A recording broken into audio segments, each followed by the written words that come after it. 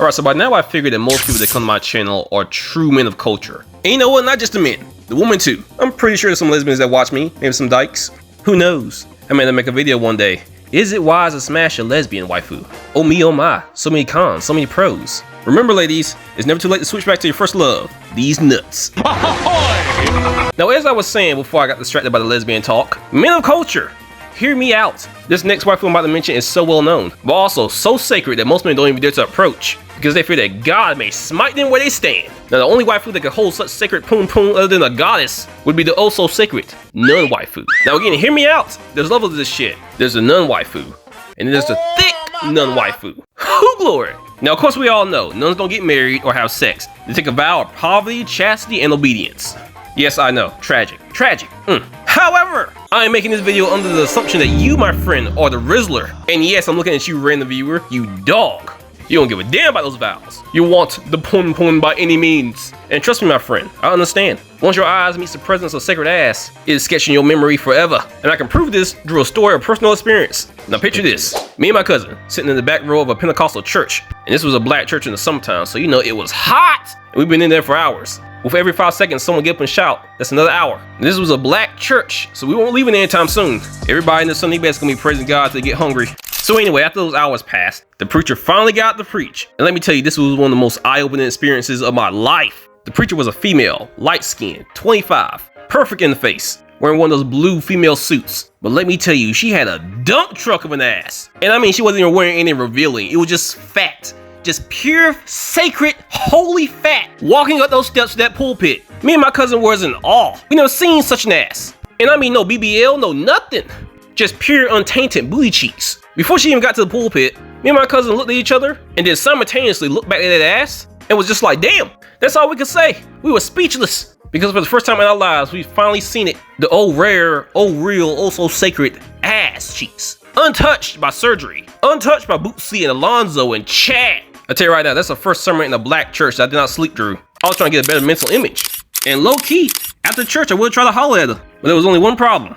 I was 12. All I could do was pray that God made my pimp hand strong and got it straight to the upper left center of those ass cheeks. And I tell you this story to say, if God didn't want you to smash a nun or a holy woman, then why in the hell did he give you hormones? It's his fault I'm like this. He knew what he was doing, putting a real authentic ass from a 12-year-old boy and expecting me of all people not to make a video about it on YouTube in the future. Oh man, those were good times. Good times.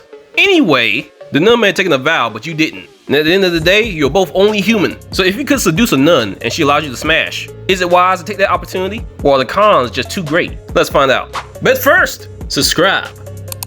Alright, let's start with the more realistic nuns. We already established that nuns don't get down like that. The only one they're trying to smash is Jesus!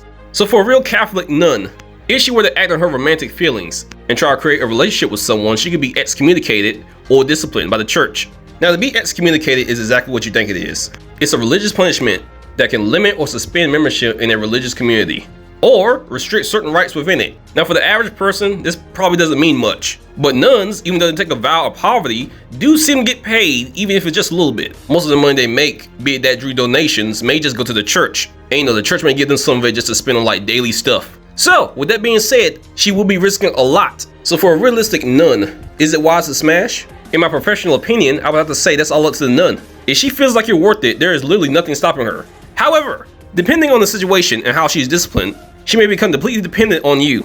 Also, however, this situation may only happen if she takes solemn vows, which are basically permanent vows. If she only takes temporary vows, for a Catholic nun, and from what I've read, that only lasts for up to 6 years, and no less than 3 years. And as far as I know, I haven't read anything that says she has to take permanent vows after she takes the temporary vows. So after those 6 years are up, she may be able to leave and get back to busting it down. Also, a good thing to note is a nun does not have to be a virgin upon becoming a nun. Or in other words, as long as the church and God found her worthy of being a nun, she possibly could have been a whole ass prostitute back in the day. The thing is though, you would never know.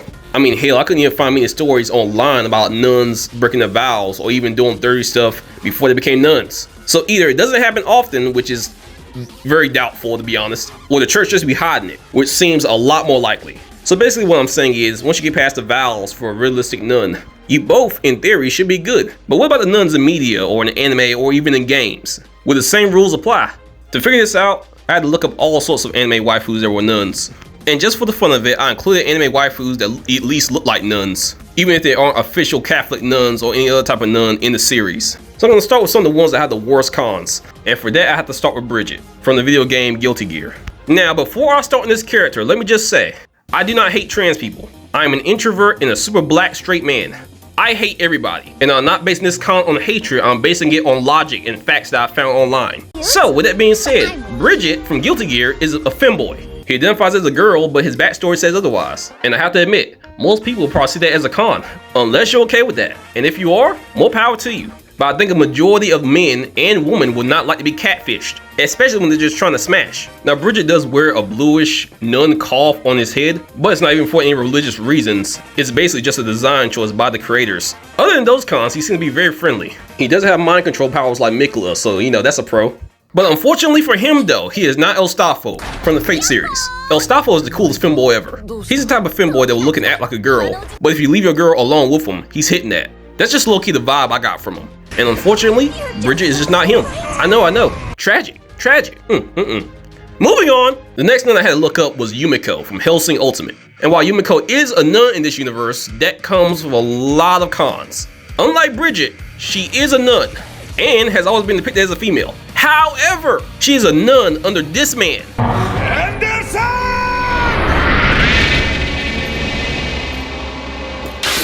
Ask of me, and I shall give thee the heathen for thine inheritance, and for thy possession the end. I know this man looks like a priest, and he sure is quoting scripture like one. But trust me on this man's a whole ass demon. Now he is a real priest, but he's also a real Vatican assassin. Basically a crazy monster hunter who kills undead, vampires, and heathens. Now you may be asking yourself, well, what is a heathen? Because I'm not a vampire or undead. By definition, a heathen is a person who does not belong to a widely held religion, especially ones who are not Christian, Jew, or Muslim. In other words, if you're not on his side or in his religion, you may be dying too. And Yumiko was raised and taught by this man. With that being said, she acts just like him when it comes to killing monsters and heathens, but a little different. See, she has a split personality. Her first personality, called Yumiko, is very gentle, doesn't like violence, and is timid and innocent. You know, just a regular nun. Until Yumi comes out. Now Yumi is Yumiko's ultra-violent side that will kill sinners without remorse. And yes, that means you. Besides a Vatican assassin, she's known as a berserker with sword skills. Now in theory, Yumiko is pretty safe. Until Yumi comes out. And you do not want to be a sinner when Yumi comes out. This is the Hellsing Ultimate universe. She is likely to cut you in half, or worse. And trust me, if you've seen Hellsing Ultimate, it can get very much worse. Now just add all those cons on top of the fact that she is a Catholic nun, so she has taken vows. So even if you could get past her split personality, Yumiko may still turn you down. That is the best and safest possibility for this character. And I mean, in all seriousness, this anime has the KKK in it. The KKK of all things. It goes without saying that you will have more important things to worry about in this anime than smashing a hot nun. Now moving on, I looked up Ida from Black Lagoon. Ida is not a real nun. However, and I must say, smash. Because I've seen the anime, and personality-wise, I would say she is worth it. And since she's not a real nun, she never took any vows of chastity. So yeah, as long as she consents, that's all yours. And if she would hit on an average-looking guy like Rock, in theory, you have a chance. Just don't get shot. Moving on, Sister Lily from Black Clover. She's a real nun in this universe, and she's thick as hell. But she has two big cons. One being the obvious, she's a real nun, and she really won't smash anyone. The second con, and the worst one, is even if she did let you smash, you would have to fight this guy. Bet you can't do crunches this fast! The only thing worse than fighting Asta will be hearing his mouth the whole time while he's trying to kill you. Cause I swear, this guy never stops screaming! I do low-key respect him though, cause he just like me for real. He saw that sacred ass too and immediately proposed to Sister Lily, as only a true man of culture would. Unfortunately though, he was turned down every time. And if Sister Lily is turning him down, she's turning everybody down. Because this guy literally never gives up. And she had not said yes yet. Well man, if you don't give my boy a chance. Moving on, Bayonetta. Now if you know, and if you play the games, you know. Haha, yeah, you know. Now Bayonetta, even though she has dressed like a nun, I can't confirm whether she's actually taken any vows of chastity. Now from what I read, at least in the first game, her day job involved dressing up as a nun to lure angels to kill. As to whether she did anything else really nun-like, I don't think so. In fact, there's no way she could have taken vows because she does have a small relationship, at least in the beginning of the games, with Luca. And if you play the games, you know him, the comedic relief guy. These two knocking boots eventually is canon because they have a daughter that's revealed in the third game, Viola. Now she does seem to be from an alternate universe, but I won't get into all that. Point is, Luca got those cheeks. And to that I say, bravo good sir, you are a real one. Now as far as cons for Bayonetta go, let me see. No, no, no, no, no, no, no! Oh my god! Why are you running? Why are you running?